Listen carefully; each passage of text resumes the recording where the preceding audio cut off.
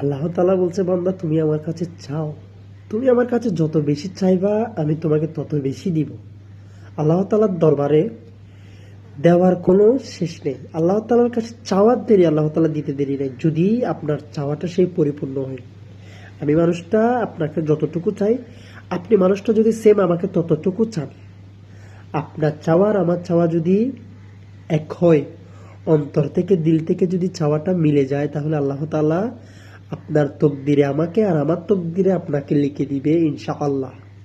আপনি যদি চাওয়ার মতো চান তাহলে আল্লাহ তাআলা আপনাকেও ফিরাবে না, আমাকেও ফিরাবে না। কারণ আল্লাহ তাআলা বলেছেন, বান্দা তোমরা আমার কাছ থেকে চাও, আমি তোমাদেরকে দিব। তোমরা চাওয়া মাত্র আমি আল্লাহ তাআলা তোমাদেরকে দিয়ে দিব, যদি আমাদের চাওয়াটা পরিপূর্ণ হয়। তুমি আল্লাহ তাআলার কাছে চাও, আল্লাহ তাআলা তোমাকে দিবে, কারণ তিনি মালিক।